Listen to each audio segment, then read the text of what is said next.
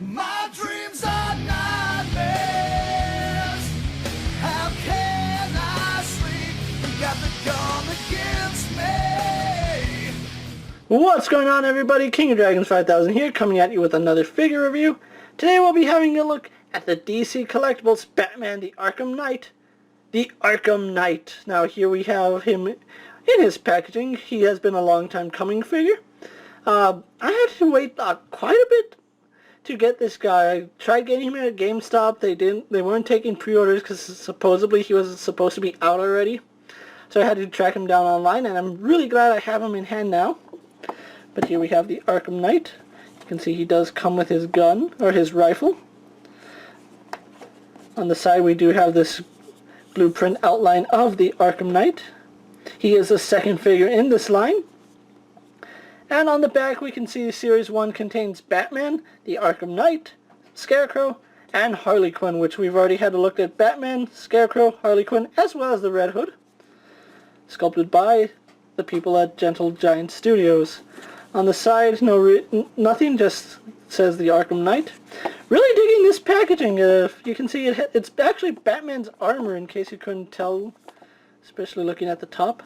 Like I said, really happy I have this guy in hand. I've been waiting for him for a long time. So what I'm going to do now is take a little break, get him opened up, and we'll go on with the rest of his review. So sit tight, everyone. So here we have the Arkham Knight posing out of the packaging. Now before we get on to the figure himself, let's go off into his accessory. And I will point out there will be spoilers in this video.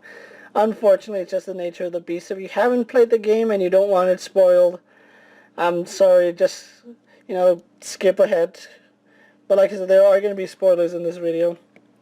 So let's actually zoom in on his rifle. This is actually the rifle he uses to fight Batman. And yes, if you notice, it has the Red Hood symbol there.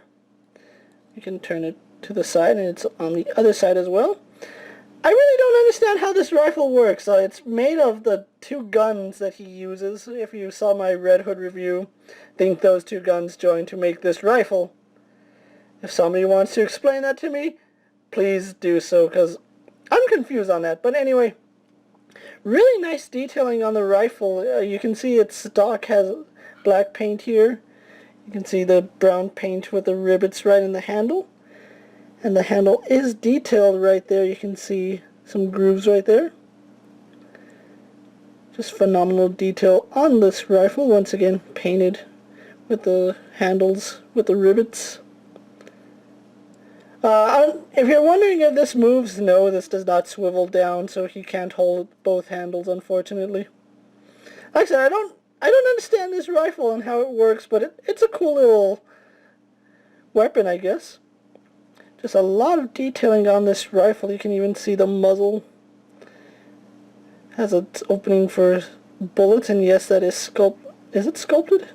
No, it's painted on. I thought it was sculpted in detail. But still, really nice detailing on the rifle, and you really can't see it unless the camera decides to focus, but there we go. So that's his only accessory. I kind of wish that he had come with other accessories, like maybe just one of the handguns, but anyway, let's actually zoom the camera out some more so we can get a 360 of the figure. Really loving the detail on this figure. I just barely pull him out of the packaging, and I'm just blown away by the amount of detail they put into him.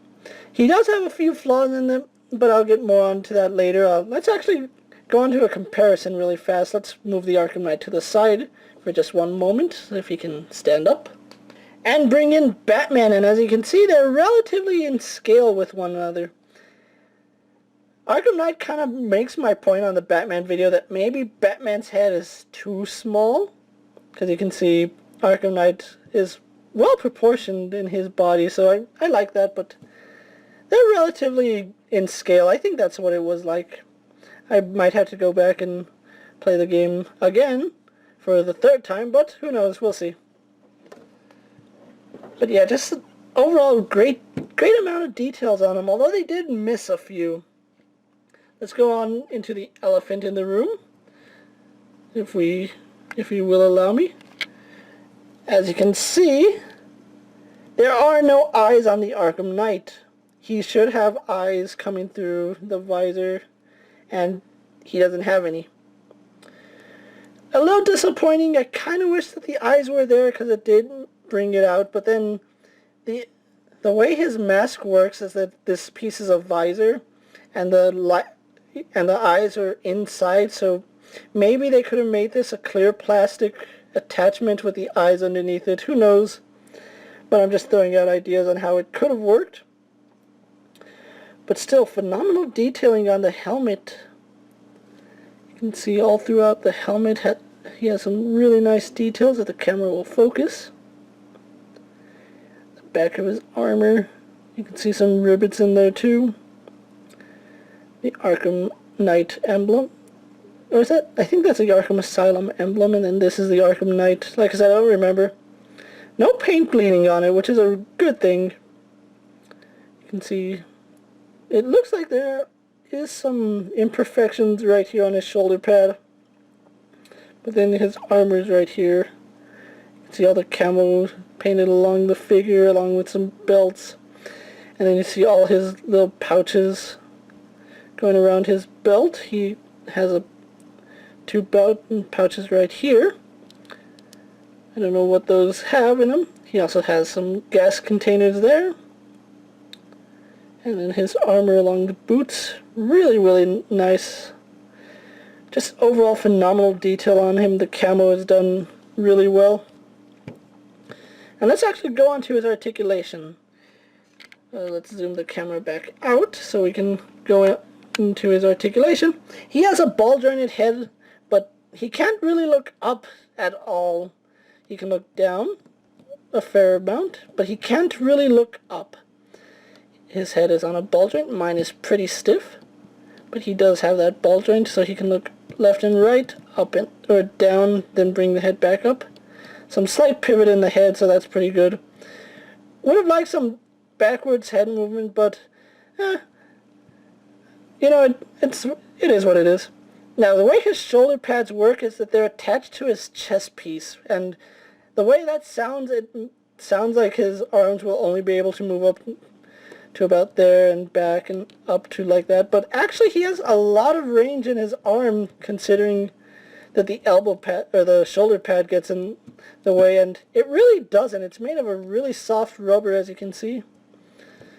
The only thing I'm scared about is that over time this might tear, so exercise restraint when posing him for long periods of time. No bicep swivel, but he does have a bend in the elbow, as well as a spin, so you get your bicep swivel there. He has hinge wrists, so you can hinge back and forth, as well as some swivel. And then this hand does have a trigger guard, and the same thing, hand swivel. Let's actually put the gun in his hand so you can see it does fit, and the finger does go into the trigger guard. So that's a really good thing about him.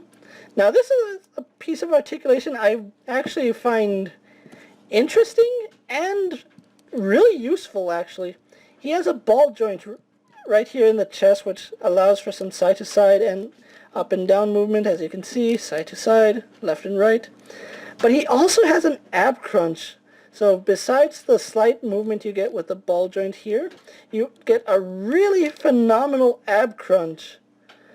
The only problem is that there is huge gapping issues when you pose them, but like I said, just really great ab crunch going both back and forward, and I guess if you want to have him look up, that's the way to do it. But yeah, you can bend his, you can crunch his abs, turn his waist, turn his head, so you can have him like standing over Batman in that one scene. So that's really nice, and this compensates for the waist turn, so he has nothing in the waist. Legs do go forward and back, although it seems like the right leg goes further up than the left leg, and that's not my imagination. That's what it is. His right leg goes up higher. I'm guessing that's for the scene where he's standing on Batman, because I can't think of anything else. Legs go out to about that far. This leg swivels right at this strap, and this leg just swivels at about the same point. He is double jointed in the knees, as you can see right there. And the knee guard covers it nicely. He does have that hinge pivot, so his ankles do move back and up and down and swivel side to side. So you can get him in a lot of great poses, and I'm really happy that I have him in hand. So what I'm going to do now is take a little break, get him posed for my final thoughts, then we'll wrap up this review. So sit tight, everyone. So here we have the Arkham Knight pose for my final thoughts. Overall, I really do enjoy this figure. He was a long time coming. I kind of wish that they had released him along with the other three, because it took, what, June, or July, August, September. It took like 4 months for him to come out, or I'm pretty sure some people got him earlier than others, and I know some people were lucky enough to have their comic book stores and GameStops get him with the first shipment. I unfortunately was not that lucky, and of course I never am. But anyway, I'm really glad I have him in hand. The only thing I think that would have benefited the Arkham Knight would have been double jointed elbows and a better ball joint in the head so he can look up.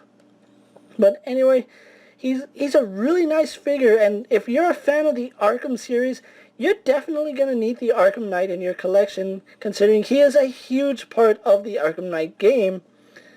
Like I said, he is missing some paint, which kind of sucks, and we are getting a second Arkham Knight. However, it is Red Hood version 2, which I'm really looking forward to, considering there's probably going to be some new tooling and some new paint to this guy.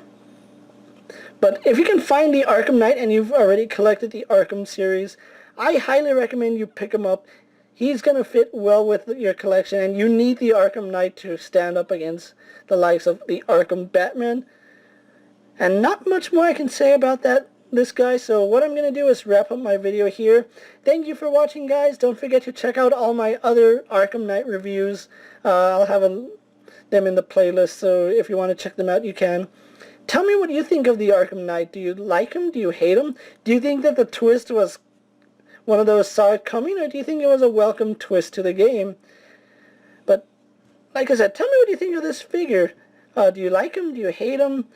Do you think there could have been more to him? Just let me know what you guys think, and I'm King of Dragons 5000, and I'll see you guys later. Take care, everyone.